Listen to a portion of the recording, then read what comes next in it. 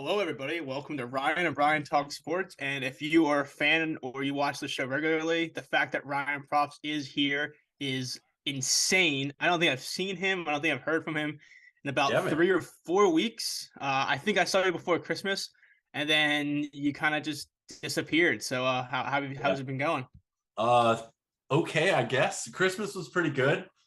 We came home and me, my wife, and both my kids have been sick for like 10 days now. So surviving the best we can, but I think we're on the upside or upswing, I should say. But yeah, it was an interesting break. I actually just realized 15 minutes before the show when Tone Stamp told me that I didn't send him my plays, that I don't know what the hell I'm doing because I'm a little rusty. Yeah. But hey, here we are. It's a Monday. It's 5 p.m. I've always kind of wanted to do a later night show instead of 10:30 in the morning. So kind of excited to Outside get your it going. your typical night shows, right? Friday night at the club. Yeah, What's your that's name right. there? Rosalita, right? Is that what you got? That's your stage name? Is Oh, Rosalita? Rosalita props, of course. Yeah, of course. So yeah, if you are doing, I mean, I think we should change. I like the idea. Like, this show should totally be called like it's 5 o'clock somewhere now. We have a 5 p.m. Monday show, That's uh, right. so people can know that we're just alcoholics that are functioning a little bit. But overall, I think. Oh, I'm not drinking. I haven't drank any fluid in like 2 days. I'm doing a whole cleanse. Not even water. Really? It's I'm very sluggish overall. I haven't eaten or drinking anything in 2 days. So. So It's been that's the it's point of the cleanse, though. it's just to feel like shit. Yeah, it's supposed There you to it's supposed to make you appreciate the good times. go. Okay, good But yeah, deal. I mean we have a 6 game NBA slate. I do think it's a little annoying that LeBron James isn't playing. That was supposed to be a more fun game, which Yep. is surprising because I'm not a LeBron hater in any sense, but he seems to only be playing in games where he can go off, and there's no better team to go off than the Nuggets with an over under of about 280. Yeah. Like that over under is 242, I believe, and I thought he was gonna come in. Even if they lost, he could have dropped 50 and then just called it a night. But I guess he's still out. Anthony Davis is supposed to be back in a week. Maybe they're trying to rest him a little bit to have a better run at things. But last time he rested with an illness, they beat the Heat. So who knows? And the way the This is NBA goes true. right now, whenever a star rests, that team always seems to win. So that Yeah, should that's be an for sure. interesting one. Yeah, I was a little disappointed. I actually one of the props I had for the show earlier today was going to be Dennis Schroeder points. I had it at 15.5. It is now, I think, elevated to 18.5. That is no longer a play for me at that point. I'm still happy to have the 15.5, but we got a big fat spread right now, and I think 12.5 is the spread.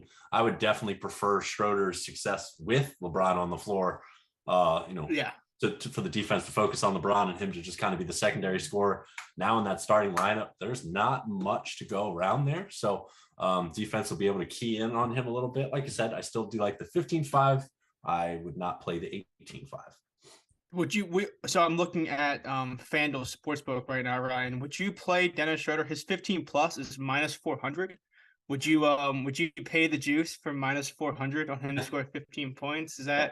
that something? It's to win one unit. Yeah, I'll play that to win one unit. Yeah, perfect. So That's a yeah, joke, by no, the way. Don't fucking play. my my analysis of this game. Oh, Steph Curry's probable for tomorrow. That's good to see. Oh, But nice. yeah, the one cool thing about doing the show later, since I had the NBA show, is you get all the underdog alerts like live, so you can have 20 minutes of airtime talking about a game just for it to get it ruined by Yeah. someone randomly being out. Yeah, So that's right. That's we get right. a little bit of that here, but I do say if you are someone that wants to bet on this game, the one benefit you have is that the Nuggets are on a 2-day rest and they have off tomorrow. So sometimes even if they are up by say 15, 20 late in the game, that is a spot where I believe they would still get a decent run because as much as teams want to avoid injuries, they also like to give guys some minutes because I mean, obviously, if you're blowing someone out, you don't want I want to get hurt, but coaches do want their guys to get decent runs, so they're not, playing say 18 minutes in a game and then kind of getting thrown off the rotation. So Yeah, I unless wouldn't you're be. Kalu. Yeah, well, Ty Lue, Steve Nash is another one. Steve Nash, if you were down by a bucket, 6 minutes left, it's like, whoa, let's pump the brakes. I don't know. I don't know I if you love can that. still do that. Jeez. Yeah. So even without LeBron, I think things would have to get really, really messy for things to be. I would still expect guys like Jokic, Jamal Murray to still see 25 plus minutes. I would You would think so. hope. And even if they are getting out of hand, they would still probably give a good run in the third to get that minutes up a little bit. So I do think with 2 days rest, you can kind of hang your hat on that a little bit, I which think kind so. of which kind of brings in. Do you have any plays in this game? No, not anymore.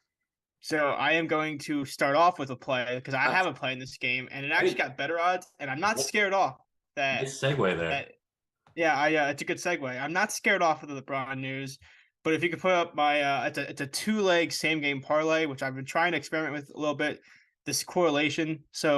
I was so torn. I don't know if you were to like gun to your head, who do you think has a better offensive game today? Jamal Murray or Michael Porter Jr. That was kind of where my head was at. So it's going to be one of them, and sometimes it's tough to figure out which one. So I did end up going with Jamal Murray, who I think has a great matchup here. I think so too. And I think Jokic is one of those guys where, I mean, I actually think this might help a little bit because without LeBron James, Thomas Bryant is such a, I'll be frank, he's a terrible defender. He's one of the worst defending big men in the entire league. Like his defensive rating is not good. I don't know if you know, he's not as good as Anthony Davis, even though I joke that he's better, but yeah, he's very inconsistent. He's like, and offensively he's great, but like his defensive ability has been really downward. So Yeah. I do believe you see Jokic get a lot of double teams because despite having Brian's size, they don't want Jokic to beat them. And in the previous matchups, Jokic actually has been doubled a little bit, and his 27.5 points might be a little inflated, but his 9.5 assist line is actually very tempting. I do think this is a triple double spot. I probably would have thought about a triple double if it wasn't priced at plus 160, because I can never, in good faith, take a plus 160 triple double. But this is one where I like his 8 assists. I actually use Jokic 8 assists a lot in these kind of correlated parlays because he prints out 8 assists. It's crazy. It's only like a select few games where he doesn't hit this number. Yeah. I actually have it here. He's hit this in all but 7 games. So 81% of the games he does have 8 assists. And this over under is 240. And the way I see this game is that Jokic will be doubled a lot. So he will be okay passing out. Jamal Murray, he's over this in 63% of his games, but he doesn't really benefit from Jokic's assists as much as Michael Porter Jr. does, which is kind of why I was leaning for Porter Jr. But the way I see it is that Jamal Murray is the first guy that subs out for this team. So he usually subs out about halfway through the first quarter, and then he runs a lot of that, second unit. You see it with Tobias Harris, you see it with some other guys that they run in that second unit. So when he's out there, I think he's just gonna take over that scoring role when Jokic is out, and he's able to see non-Schroeder minutes because Schroeder is kind of a naggy defender. He really kind of gets on people's nerves. So I think it benefits Jamal Murray to not have to see Schroeder as much, depending on how the rotations go. So I think Jokic should be doubled, passing out to guys like Caldwell Pope, Michael Porter Jr. while they're out there. And then when Jamal Murray sees that second quarter and he has to run the show, he's just so good in transition and he's so good at creating his own shot, which is something that Michael Porter Jr. just can't do. He's very off ball. So I think in an over under this high, I think Jamal Murray is the right choice to find his own shot here. Yeah. I very heavily considered just his straight points a lot of the day. And while I didn't lock it in, I definitely enjoy that matchup for him for sure. Yeah, so 16 points for Jamal Murray paired with Jokic's 8+ assists. I think they do correlate, not as much as it would be for Michael Porter Jr., but as I mentioned, with a fast-paced game, a guy that can create his own shot as well as Murray can, I trust him to find a way to get buckets over Michael Porter Jr. that heavily relies on, finding space in the offense and making sure someone finds him because he doesn't really play much on ball. So that's why I ended up with this. So it's not as correlated as it would be in the other sense, but it's correlated in the sense that I think they'll both win. So how about that? There you go. I do. How about that for correlation? Yeah. So like I said, I just think that and also if Murray has a bad first quarter, I would even hesitate saying adding a quarter unit or something to his live over in points because, like I said, he does rest. He's the first guy to rest, and then he has a longer run in the second quarter Yeah. as more of that guy. Yeah, I love when teams do that. DeMar did that a lot, or DeRozan did that a lot last year. Not as much this year, but I do love finding those second unit guys, or the guys that play with the second unit. It's kind of what Tatum does often. They do kind of flop with Brown and Tatum sometimes, but most of the time it's Tatum will get subbed off at 6 minutes, then he'll come back and he'll sub Brown off. So they kind of stagger, and then he gets to play with the weaker team. Then that's when he kind of tends to go absolutely crazy. So Murray is they started doing that about 15 games ago, if I remember correctly, with Murray. So it gets some good ball in his hands rather than him playing off ball with Jokic. So I like that. I will say this, if you like, because I do like Jokic's 8 assists usually as a player in these kind of quarterly parlays. Honestly, I wouldn't hate you if you used 8 assists with, say, Aaron Gordon at the rim or Michael Porter Jr. Like an over/under of 240 implies a lot of points, especially when they're mine. Yeah, I do think it's going to be whatever player I picked. It's going to be all Aaron Gordon and Michael Porter Jr. now because I decided that Murray was my guy. But I have Murray projected as a higher number, and I just was looking at his numbers. Especially in a game where you're talking blowout potential, Murray's minutes are way safer than Michael Porter Jr. He sees a little over 31 minutes a game, and I think he's the safest guy minutes wise, where you can trust the fact that his run should be long enough to hit this mark. Yeah, you'd think. Yeah, especially because they've been a little more careful with Michael Porter Jr. and Aaron Gordon. He's still Aaron Gordon. Like, I don't know, he has these weird games where he drops 40 and then he forgets how to play basketball. So I just think it's safer to go with a guy like Murray here. Yeah, he can be pretty annoying. By the way, thank you for the sub, Almighty Ling Ling. Okay, yes, thank you for the sub. By the way, we appreciate that. You can pronounce that, but you can't pronounce Jokic. So that's interesting. Well, my next prop I'm not able to pronounce according to you either.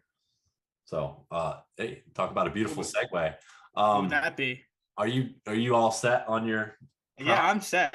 I wanted to cover that game as a whole too because I think it's a popular game and people might be a little scared off without LeBron. Yeah, for sure.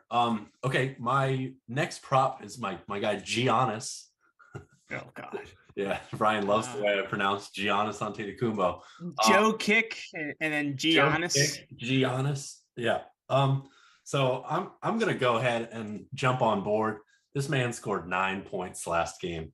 9 points against Charlotte, which is probably one of the most mind-blowing things that I've witnessed in the NBA in quite some time. Don't trash talk the elite defender and rim protector of Mason Plumlee.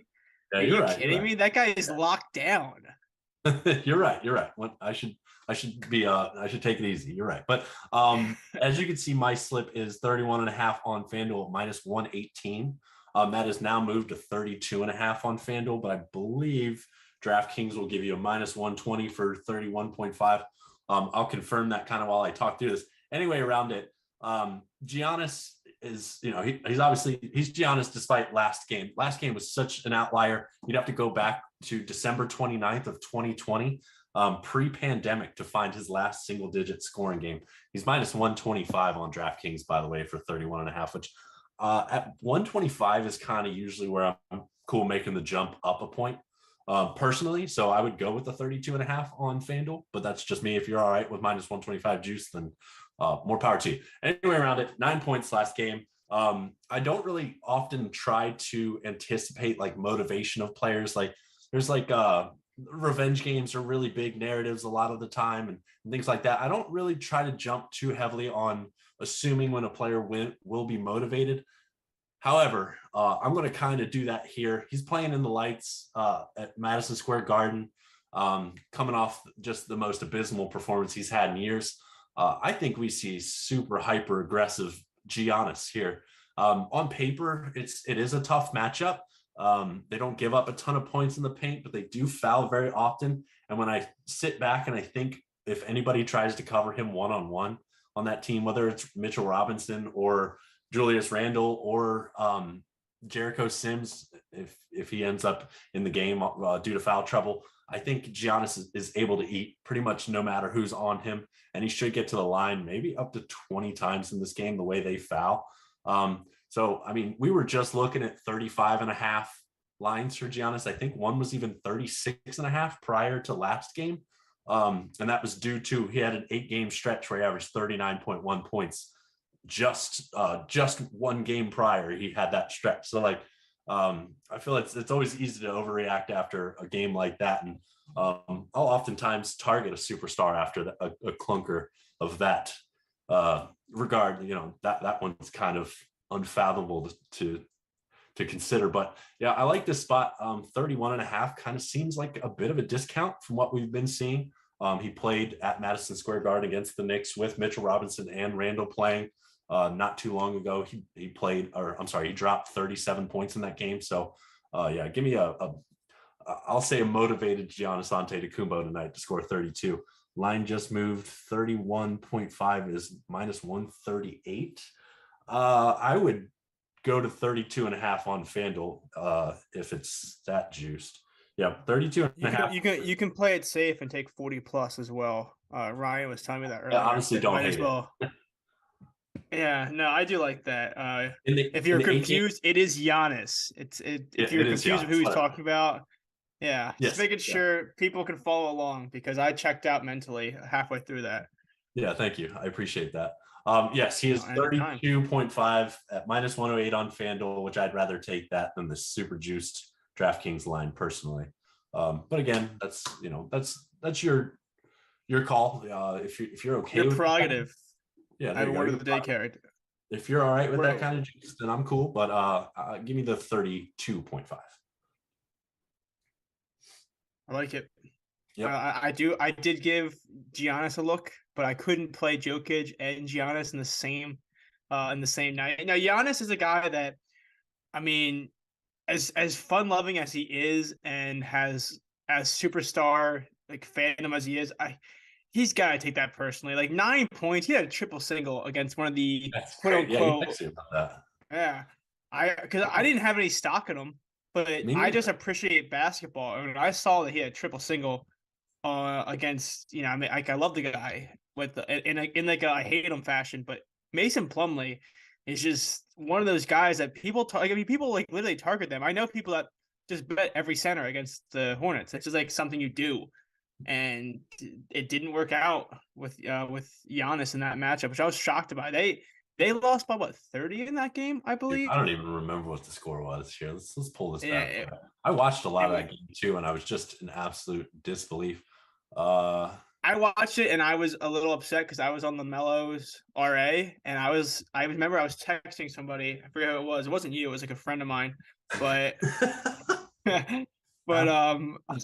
I was texting someone and I said at one point the Bucks had 28 missed field goals and LaMelo had 0 of those rebounds. And I was like, how do you miss 28 shots and not one of them has fallen to LaMelo Ball? I was getting so angry. Wow. He ended up pulling it because he had like 13 assists or 12 assists. So that's why my lesson is, if you bet on guys like LaMelo Ball, don't take one stat, just take the RA, because you never know what they're gonna do, but they usually come through with one of those. So yeah, Giannis is in a great spot here. And you mentioned foul trouble, which actually it actually segues into my play if you're finished, because I have a different play in this game. If you are done, I have Oak was asking for an under, and I am going to take an under that some people might hate it. A lot of people will probably hate it, but in my head, grow up. No, this is I'm taking Julius Randle. I'm taking his under 26.5 points. And if you watch Julius Randle, he is on a crazy tear. He's basically the best player in basketball. He's getting crazy right now. I've never seen him more efficient in my entire life. I've never even thought this is possible, because watching him for most of his career, efficiency is one of his least favorite things. And there's no RJ Barrett. He's crushing. He's getting 28. He's getting 38. 32. He's gotten some 31s, 32s, 33 point lines. Brunson is back. So with Brunson back, his points line did fall back to about 28.5. But then today you see 26.5. And not to be a tinfoil hat guy, but the question is that when you see a guy hitting this line, he's hit this 9 straight, or he's hit this 8 of his last 10 games. But then when you see it drop 2 whole points, it kind of gets you thinking, why? Yep. Like, why would that happen? So, fun fact: his last 5 games against the Bucks. I don't know if you knew this, but his last 5 games against Giannis and Brook Lopez, Julius Randle has scored 16, 8, 9, 14, and 18. That is, Pretty good stat. yeah, he's like, and I'm not saying he's going to score under 20 for the 6th straight time, but 26 is a lot more than that, that range. And he's a guy that, as selfish as he can be at times with trying to make his own shot, this should be a close game. And if he has that much length to deal with, he is a skilled passer-ish. I mean, he has some of those awful errant passes, but overall, he's had some skill to pass out of the post. And this is a game where he might have to do that a lot more than he has been. He has been having to do, So because some ladder of his these. assists. Yeah, I mean, I actually one of the reasons I saw Joe Delara, who I love, who's also a Knicks fan, and he is on Reynolds under, but he took his PRA under. And my thing is that if he does get the assist going and he starts triple double hunting, or he starts passing out too much, I would rather just focus on the points and trust that Antetokounmpo and Mitchell Robinson and Brook Lopez can keep him in check. So if he does end up rebounding well or diming it a lot, I trust that they can put him in tough situations. Yeah, I like that. And someone said Randall he also goes under a lot when he doesn't get to the free throw line. And that's the other thing I thought about, is that the size of, I mean, if you think about, this is no hate to Julius Randall, even though I do hate him with a passion, but but Of course. with whether it's Bobby Portis, Brook Lopez, or Giannis, they're gonna have 2 bigs out there that are just gonna put him in tough situations. And he can hit a tough bucket once in a while, but we've seen him with some bad shot selection. And this is one of those games where you might see him put up some bad shots. And there's only so many bad shots that can go in. So I do think this is a tough matchup for him. I also, the segue was that you mentioned foul trouble for Giannis. He might find himself in foul trouble guarding Giannis as well, because Giannis is the guy that he just runs like a bull in a china shop down the lane. And him and Mitchell Robinson should have their handfuls on defense as well. So I just think this is a game where he might be tired as well, because there is something to be said about having to guard opponents much bigger than you. And, you see all the time sometimes where guys expend so much energy at one end of the floor that maybe he will, pass out rather than trying to bang bodies down low, even more on the offensive side. Yep. That's why Joel Embiid gave up on defense, because he has to play so much offense now. Yeah, exactly. So it's like a vice versa. If he is tiring himself out on one side of the court, there's a good chance that on the other side that he might not want to continue to play in that style.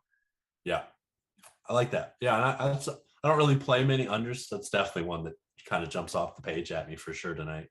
Yeah, I'm actually going to tweet. I'm going to put this in the Discord because freaking prop bet guy just tweeted it out. So no. So it's still at 26.5 MGM and DraftKings, but FanDuel just moved it to 25.5. So usually that's my sign to make sure I look like I don't look like an idiot and lose this line. So you talk about your play, next play, and I'm going to put this in the Discord. I have 2 more. I'm going to kind of rattle these off fairly quickly because we do want to get into NFL tonight. Well, not tonight, but you know what I mean? We want to get into NFL this upcoming weekend and kind of go over the wild card slate a little bit, not necessarily player props, but just discuss the game. So I do have 2 plays, 2 more NBA plays for the night. I'll go ahead and rattle those off now. So first one is Paolo Banchero over 22.5 points. I took that at minus 113 on FanDuel. It is minus 114 now. Sorry, I'm going to cough a ton this show, unfortunately. So he's been super aggressive lately. In his past 4 games, he shot 24 times, 17 times, 20 times, 20 times. So Suggs is back. Jalen Suggs, their fifth overall pick from a couple years ago. So they now have 3 point guards that they're trying to run a rotation with between him, Fultz, and Cole Anthony. So Paolo's a pretty good distributor, but his job has kind of changed now with all these point guards. And it's pretty simple. It's just go attack the shit out of the rim. And damn if he hasn't done that. Sorry. He's back to the 4. Goodness gracious. He's back to the 4 with Are you dying? Are you okay? I've been sick for so long. I'm so sick of this shit. I gave you the floor for 6 whole seconds, and all I hear is Bull is out for the night's game. So he's back at the 4. Jesus. All right. So he's back at the 4, which in theory, on paper, the matchup is a little better for small forwards than it is for power forwards against the Kings. I will go ahead and kind of disregard that to a certain extent because the Kings don't give up threes to small forwards. They just give up points, which is kind of odd to me. So really, I just want the guy that's going to be closest to the paint, and him being at the 4, I think will put him closest to the paint. They allowed the second most points in the paint per game, and they just allowed 70 last game. So they play at the 9th fastest pace, and in his one prior game against the Kings, he had 33 points. So you got to fill my airspace, Brian, while I'm catching my breath. No, I'm actually, I stopped typing. I'm just staring at this train wreck of you trying to speak right now. I am so like in shock. I will eventually be better and be able to talk through this without me having to die.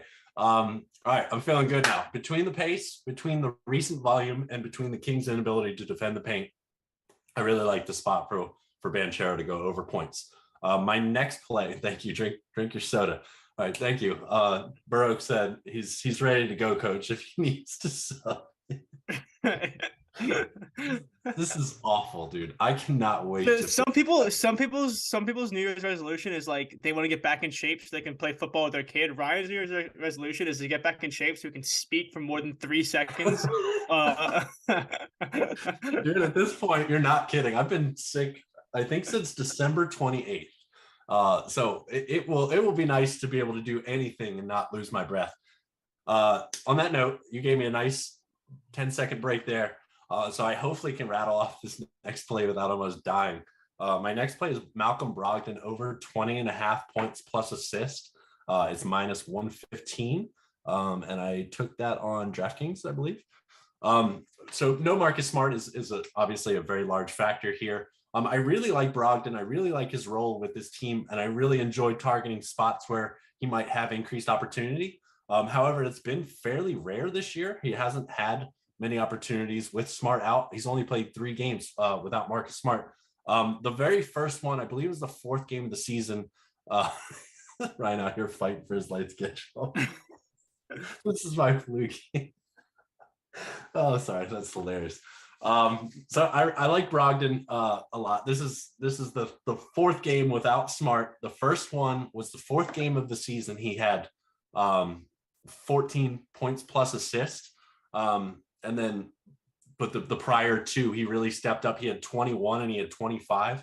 And in those games, he averaged 13 potential assists. And he ended up with 7.5 assists average in those 2 games. He took 10 field goals and 13 field goals. He took 4 threes and 7 threes. He took 3 free throws and 8 free throws. So a lot more aggressive, and he had a good amount of potential assist numbers. So I think we see close to 30 minutes for him tonight. He did, like I said, he got really good potential assist numbers, and he's going against Chicago, who allows the most assists per game in the league. So I like him to get 6 to 8 assists in this game. And then he's really stepped up his scoring in a recent stretch over the last couple games. And I think he'll get increased opportunity to try to put the ball in the hoop. And I don't really think Chicago will be able to defend him very well. They're kind of mediocre at point guards. They're more middle of the pack rather than really bad. But I think you should have success scoring the ball, and I think you should have a lot of success passing the ball. If you didn't have PA, I think I would lean assist here. But I do love this combo for 20.5 for Malcolm Brogdon. I like that. He's a guy that, you talk about extended runs, and in this game, I wouldn't be surprised if we do see a little bit of a pull away from the Celtics. So I just think, despite some of their iffy play, I do think they're a lot better than the Bulls overall. So the spread is -9 for a reason. Yeah. So if things do get out of hand, or vice versa, because you never know in the NBA. For all we know, the Bulls put up 200 points and nothing makes sense. But either way, he's a guy that his run should be set in terms of I don't think they're gonna really worry about his minutes too much. Uh, in terms of no offense to him, but yeah, he's a guy that if they need extra minutes in a different unit, I think he gets a green light no matter what.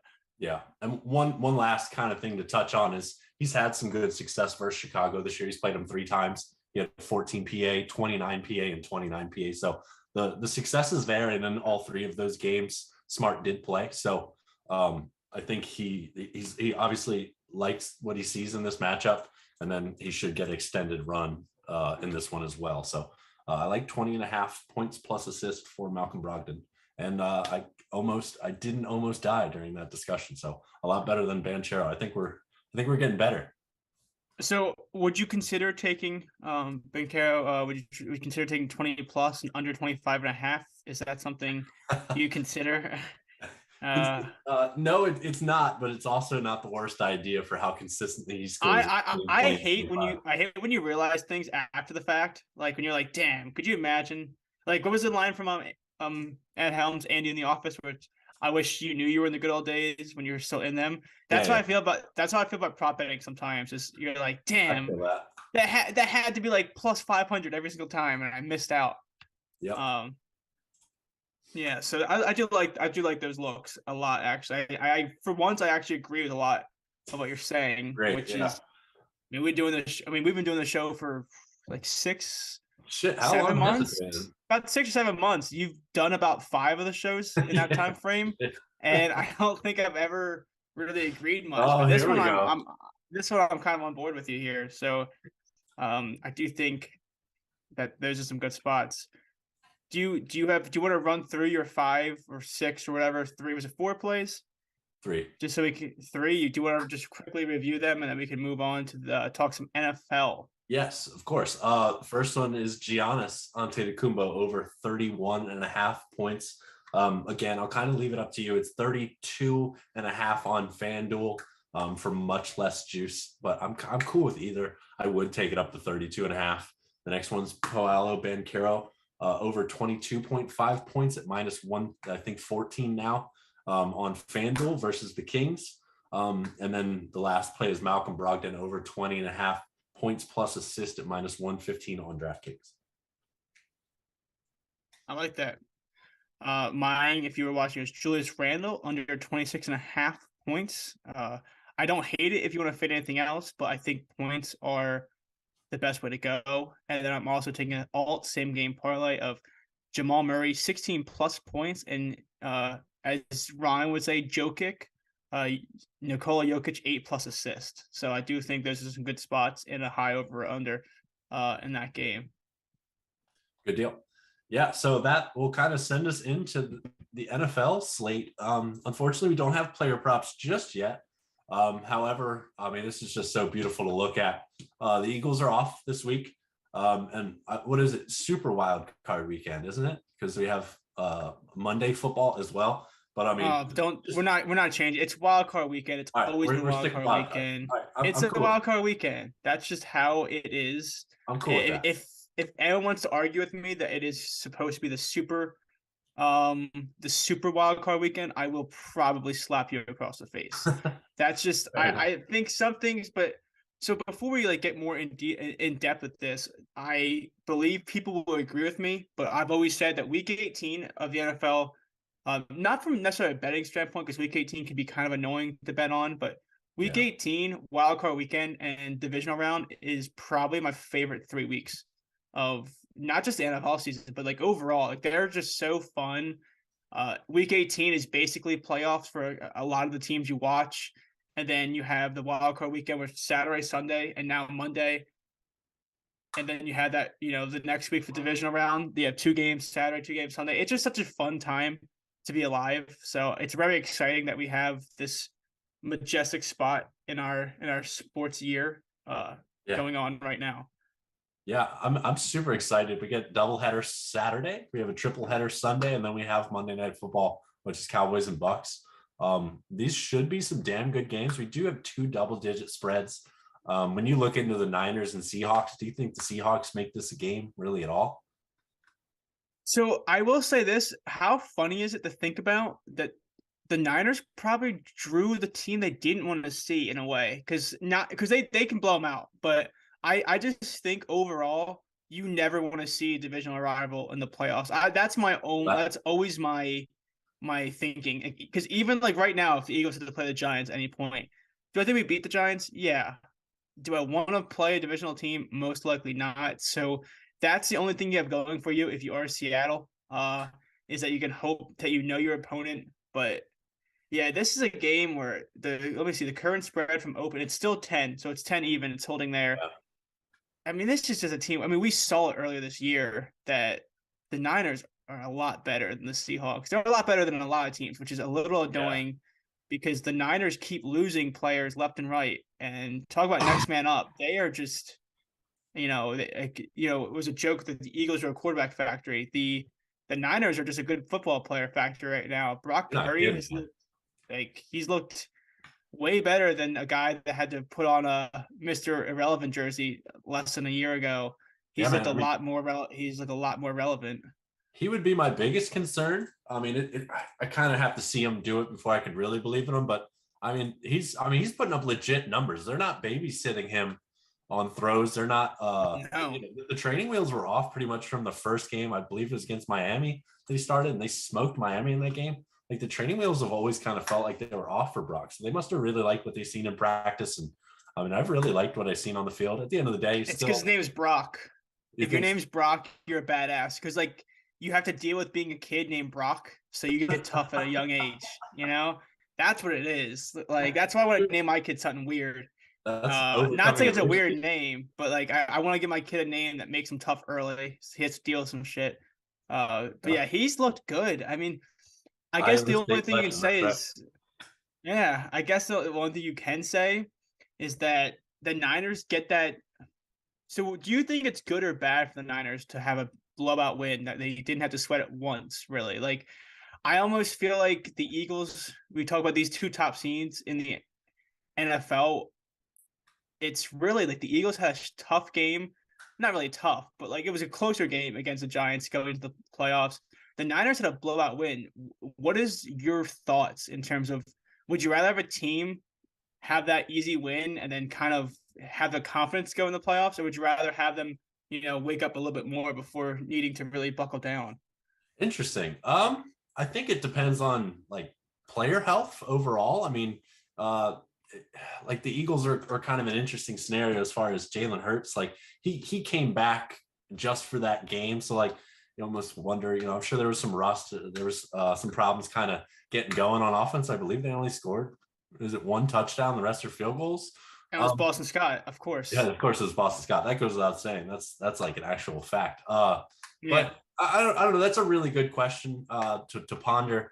Um, I mean, the more battle tested you are, I think the better. The Colts game for the Eagles kind of comes to mind. Although we should have blown that team out, they were still down 10 with like 9 minutes to go, and they did what Yeah. they needed to do to win. At the end of the day, that's really all that matters. Have the Niners had those types of games?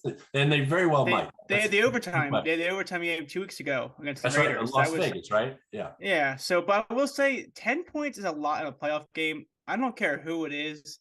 That is a lot. And if you remember last time they played, I get the Seattle Seahawks have home field advantage like in that game a few weeks ago, but it was a 21-13 game, but they lose a lot of that luster by going on the road because the Seahawks are just a team that being on the road is a major differential in how they play with that 12th man. But they did cover last time out. They lost by 8. Yeah.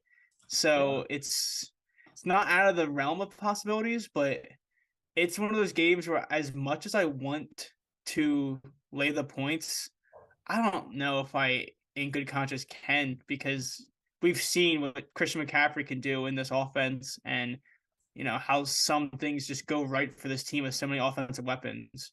Yeah, this is a really tough spot for me. Like you said, 10 points in a playoff game is really difficult. I mean, they wrote off Geno Smith and he did not write back. So like that's a big fear of mine. I Yeah. love that No, Colts.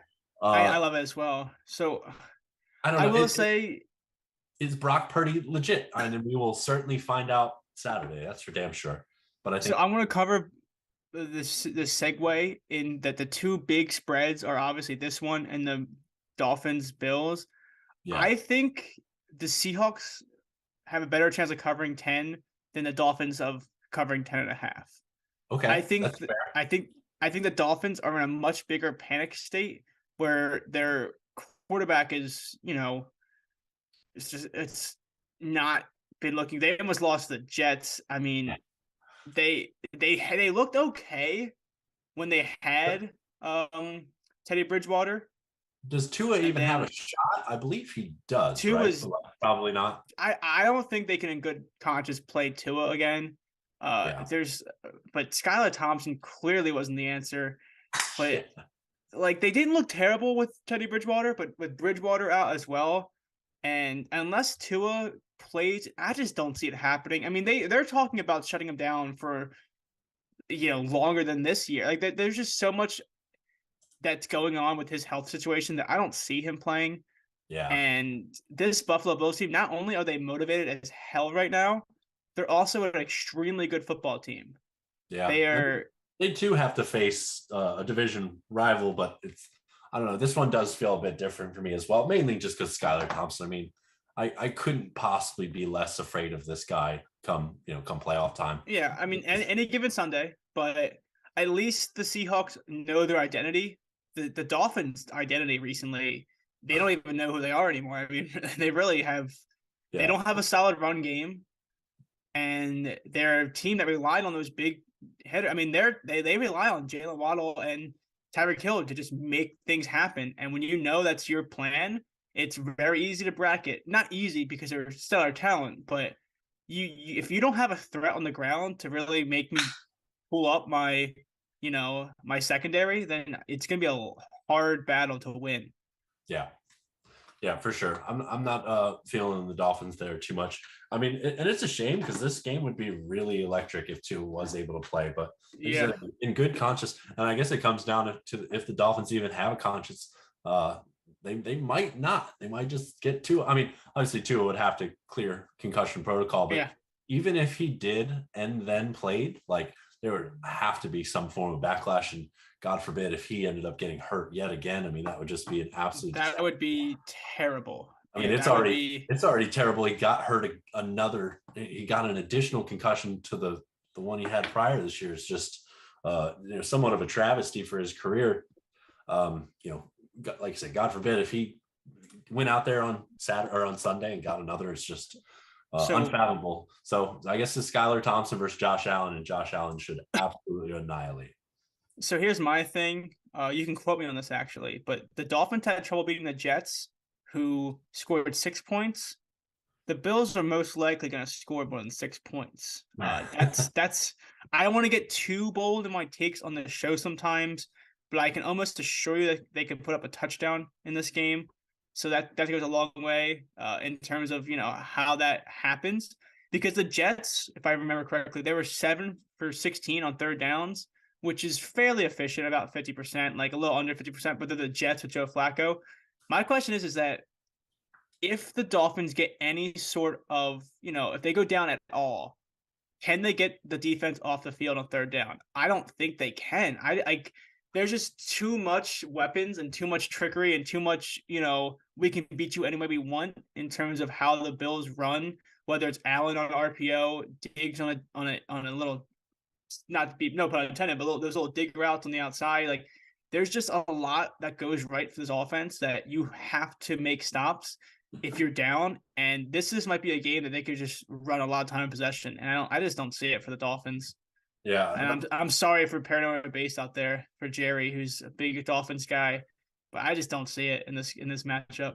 yeah, and I really like James Cook, and I like I'm sure their intention wasn't necessarily to keep him fresh throughout the season, but like in the early stages of the season, he had a 1, then an 11, then a 1, then a 0, then a 4, then a 2 carry game. So like as far as a running back is concerned, he is super fresh. And he's a rookie. I'm sure that was always their intention to kind of Yeah. come along slowly, probably more so playbook wise. But him as well as Devin Singletary is quite a duo.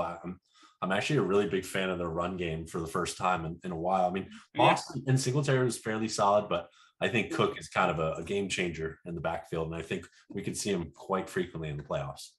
Which is why I don't hate the idea of getting stock on the Bills at plus 600 for this run. Not just because of the Hamlin rally behind them, but the one thing that's prevented them in the past years is that to win a Super Bowl, you just have to be this sounds bad. It's not set in stone because the Chiefs have done it here and there, but like even the Chiefs, you have to have some threat on the ground. Like you have to be able to hold time possession, whether it's through quick passes or whatever. And that's one of the things the Bills did is they never really had that option to run clock and to run the ball to have longer drives.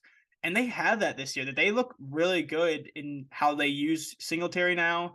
They have Cook, who's been a monster. Yeah. Him like so that's a team where I kind of like their stock going forward. And then the last game on Saturday, we kind of jumped around a little bit, but Yeah. The other game I think is very interesting is this is not my bold take because they are favored, but I think the Chargers win this one as long as they get Bosa and Williams back, which is very controversial that they got hurt in games that was a meaningless game, but they were out there playing, and then you see Mike Williams get carted off, and that's always the catch-22 you play with playing starters in meaningless games. But the Jags, he's expected to play, actually. yeah, I hope he does. But the Jags are only laying. I mean, they're only laying 1 point. The Chargers, because the Jags are the home team, and the Jags are kind of America's favorite team right now. Everyone is rooting for the Jaguars. But did you watch that game on Saturday? The Jaguars won? Yeah. Oh yeah. Were you not heavily concerned that they won off a fumble for a touchdown against a Josh Dobbs led Titans team? Like their offense was shut down. I mean, they couldn't move the ball for half that game. Bad. I anticipated them to struggle to run the ball, which they went 14 for 19 yards, which is just incredible. But I thought they'd have some success to the air, and as much as Lawrence has broken out over the course of the past several weeks, he was quite mediocre, I'd say, on that game. So, and that's against one of the worst secondaries in the league. Granted, the Chargers is a lot better.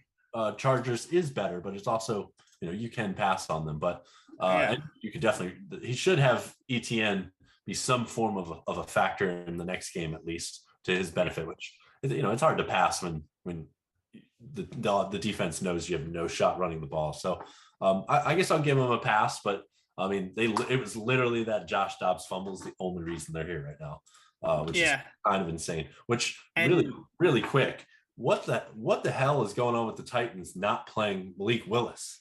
That's one of the most shocking things to me. I guess they thought he was so bad that they valued trying to win this year over experience because they still were in a playoff contention because Willis was so bad. Like at least Dobbs could throw the ball more than 15 yards on the field. Yeah. So I guess there was a Hail Mary to try to save their season. Yeah. And I'm not criticizing the move per se. I'm just more so shocked that they lost that much faith in Willis. Like they didn't start him in what could have been a playoff push in the midst of, I believe, a 7-game losing streak to end the year. That is mind-blowing to me that they had to get somebody. I believe Dobbs was on a practice squad at some point this year. And they started a practice squad guy over the Willis, who he wasn't a first-round pick. Was he a third round? Yeah, he was a third-round pick. Third. I don't think benching him was the wrong move. It was just the way that it was a pickup a practice squad guy. And they're basically saying literally any other body is better than you right now. Like, because it's just hard to mend that relationship after the season. It's hard to say, hey, we still drafted you. You're still a guy we have faith in after you put Josh Dobbs out there and just didn't look good at all. Yeah. So this is one where right now in the money line, I'm seeing minus 118, minus 120. If money comes from the Jags and I can get even money on either the spread or the money line for the Chargers, it might be like my first money line / spread play of the year because I really do think the Chargers are just a much better team. I mean, their pass rush should get to Lawrence, and I mean, not much, but Justin Herbert is a little bit better than Josh Dobbs. Like it's a close, it's like really close, but yeah, I just they had trouble getting the Titans off the field late in the game, trying to make a push with Josh Dobbs as the quarterback. Justin Herbert should have a great day if Yeah. they get up to a lead because, like I said, like they can just wow, I couldn't even talk. Manipulate players There he is. because just like how the Bills have that dual threat, I mean, they have three good running backs they use in their rotation, and Austin Eckler in so many different ways that I mean, I just don't know if I see a way where they lose because I think if they the Chargers are a team where if they go down 7-0 or 14-0 or 10-0, I'd probably bet them live because I don't Oh think yes. I think they're much better offensively to make that jump to to get back into a game than anything else. And if the Jags get down 10-0, it's their I don't know if their offense is built against the Staley defense, who has been up and down. But if they're healthy and Bose is healthy, I mean, Staley has been a good defensive mind in years past, and I think they can make the stop. So I think the Chargers are a good team here. I'm actually kind of rooting for the Chargers to make it all the way if the Eagles can't. So that's my thinking there. Okay, I like that. Here, let's see. We do have a couple more games that we didn't really touch on too much. But we also do have to wrap up at the same time. And we Yes. still have one more segment. So we've backed ourselves against the wall to a certain extent. Do you have any like closing thoughts on any of these My NFL games? my closing thought is that the Bengals are playing. That's weird. I don't see the Eagles on the schedule, which is strange. I don't know if Tone Sam can answer to that, but no, my bold take in this is that I think the New York Giants are going to be a popular dog, and I don't think the Vikings are that good. But I could eat my shit on this, but I don't think the Giants match up well in terms of everything the Giants need to beat the Vikings is probably going to be through because the Vikings are so vulnerable through the air, and that's just not how the Giants operate. So I just think it's one of those games where there'll be a popular dog, but I don't know if you're gonna like I said, I keep saying get off the field. Dalvin Cook should have a great game, and the Vikings, I think, win this comfortably. And I think it's gonna be a little controversial because I do believe that at +3, the Giants are gonna get a lot of money and a lot of backers. And it's not an Eagles fan thing. I just don't think they match up well in a playoff game against the Vikings in their offense.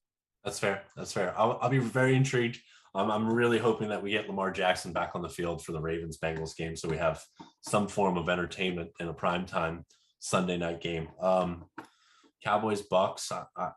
As much as I hate to say it, I mean I kind of like the Cowboys there -3. Yeah. Just off the top of my head. Vikings. I was intrigued to see where you were going to go with the Vikings Giants game. I actually thought you were going to back the Giants there for a moment, but yeah, I mean Vikings have been.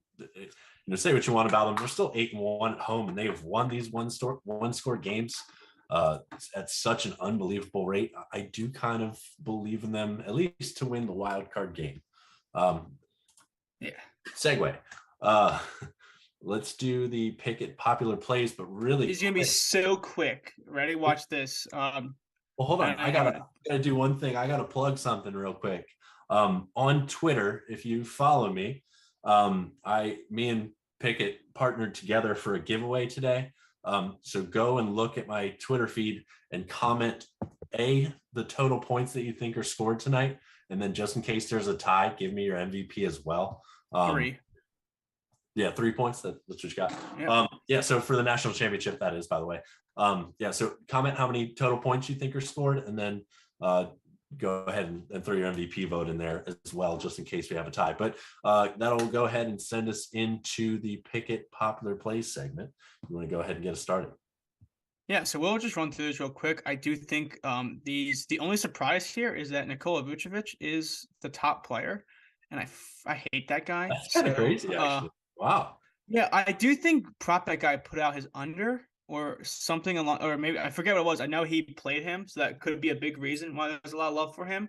Interesting. But a lot of people are playing his rebounds, and I wonder if they're fading or a lot people are going over. So I wonder if that's I didn't see what his play was. I knew he had a Vucevic play, but a lot of people were taking Vucevic's over 10.5 rebounds. So I mean that's on you. I can see it. I do think this is a game where he could have a decent, spot, but I just hate trusting him in that team, especially scoring wise. So I actually am surprised to see that he has more bets than Giannis in this game. Me too. Not in this game, in this slate. I know what you mean. I actually like that rebound look. Boston, well, they should start Grant Williams, which I mean, I guess you could say makes them play bigger because they usually go Tatum at the 4. Yeah. I would assume they shift Brown to shooting guard, Tatum to 3, Grant Williams slotted in at the 4. I guess that makes them bigger. But at the end of the day, I mean, he is going against old man Al, and he's been really consistent on the rebounds lately. However, if betting has taught me one thing, especially Vucevic related, it's that if the public jumps on a Vucevic trend, he is going to fuck you so hard. So Yeah, he it's a likes personal stay away from me. yeah, But so I like that matchup. I do. I understand. yes. And then next is Giannis, which we already taled about. Yeah. I don't know if you know this, but Book It with Trent is on Giannis's over, so I'm not sure if that hurts or helps you. But a Probably lot not of a good. people a lot of people are on his PR. It's his most bet prop is Giannis's PR, his rebounds, and his points. I think this is a slam spot for Giannis, especially because I mean, he has that bull in the china shop. He just picks up the ball, takes 7 steps, usually gets fouled. He could take a lot of free throws tonight. He could find his way on the boards, offensive glass. This is a spot where he should come back with a vengeance because I would take a poor performance against the Hornets personally. I think he will here. I And think so. then the last pick is also in the Boston game, which is Jason Tatum. And his most bet thing is rebounds, which I guess people are playing off of what we just talked about with the new lineup, where he might have to board more. 7.5 is actually a really good line for him. I like it. And the Bulls are a team that don't rebound well. The Bulls don't do much things well, actually, which is very Sorry, bro. sad. But sorry, but yeah, I do think this. I actually was looking at his points, and then my biggest concern was that things might get out of hand. And Yeah. if you think things get a little out of hand, rebound props are great because if things get out of hand, you first need to miss a lot of shots as the opponent. Yes, sir. So this could be a good spot for his rebound. So I do agree with that. If you're getting good odds on it, I do think 8.5, 7.5 is a great spot for Jason Tatum here. It's been pretty juiced throughout the day, like minus 128 ish on FanDuel. I don't remember checking DraftKings for it. It's a thought, or I've thought about playing them up to 10 rebounds in that game. I would like to, maybe you can help me with this. So he's obviously started several games at the 4. He started several games at the 3 without going through each individual box score. Can you get on, maybe you can get on StatMuse and just like look at his game log when he starts at small forward rather than power forward? I would want to do that first. I'm sure his rebounds are slightly affected, but it's probably not that substantial, especially if Grant Williams is the one being slotted in at the 4. He's probably going to still have similar rebounding responsibilities with or Grant without Williams. Grant Williams. Grant Williams is one of the best players in the NBA, but he's like my favorite. He's my favorite player in the NBA right now. But he is selfless, so he will let Tatum get his on the rebounds. He told me before the game. So no, I do like that spot a lot. I think Tatum has been kind of up and down in terms of his scoring recently, but his rebounds are usually pretty consistent, and I think it's a great matchup for it. So I do like that one there. I think you have the small chance of the assist or of him getting 10 assists. Like I said, small chance, but I do like the possibility of him getting 10 rebounds. And at least looking at FanDuel, I like him to get a double at plus 165. You, like I said, you do have that small chance that he gets the 10 assists. So at least this time you have that secondary way he could pull it off, and you're not just or 10 blocks. Like 10 blocks, 10 steals. I mean, whatever you need. Yeah. So let's see on DraftKings. It's 165 there. I think that's a pretty solid look right there for Tatum. I don't hate a triple double sprinkle, but it would be a very, very, very much a sprinkle spot for me. He could be interesting. I mean, I've seen him step up in this role a couple times, and he's produced a couple double-digit assist games over the course of time. Over the past few years when Smart misses games. So interesting spot, especially against the 30th ranked team in assists allowed. Yeah, I think we covered that really fast, really efficiently. Speaking of efficiency, I really hope Julius Randle is not efficient tonight. So to recap my 2 plays, I'm on Julius Randle's under 26.5 points. And I did an alt same game parlay of Jamal Murray, 16 plus points, paired with Nikola Jokic, 8+ assist. And those are the two players I have in this slate. I'm not sure if I want to add anything else, but I know Ryan has 3 plays. Yes, I do. I struggled to get them out earlier. Hopefully we'll go through this fairly easily. This time, Giannis Antetokounmpo over 31.5. Paolo Banchero over 22.5.5. Well, geez, 22.5 points. Goodness gracious. And then Malcolm Brogdon over 20.5 points plus assists. I do think that if you ever see Key and Peele, they have like the Barack Obama, they have like the translator. I think we need one of those for you when you talk about players you can't pronounce. And just have him standing next to you. But no, I think it was good to have Ryan back on the show. For future reference, it is Monday at 5 p.m. Yep. Maybe we'll change the name of the show to get Ryan's name out of it, so we can have so that way it's easier to promote when he's not in the show. But we do appreciate the new time. Yeah, it is fun. I like this way more than 10:30. But at one point earlier in the show, I can't find the message, but somebody said we should change the name to it's 5-0 prop somewhere. I did see that, and I wrote that down. Pretty fucking awesome. Yeah, I meant to mention that earlier. That was pretty cool. We gotta do a lot of behind the scene work to figure that out. But yeah, we do appreciate everyone that comes in. I do think this new time will be fun to kind of talk about a little bit more about things closer to the games that are more relevant. So I do think it's fun to have everyone out there. And Ryan, do you want to sign us out? Yeah, that'll conclude our second edition of a 5 p.m. Monday show for Ryan and Brian Talk Sports. We're sponsored by Pickett Sports. And as always, thanks for tuning in. Thanks for the comments. It's been fun. Go Celtics. Tonight only.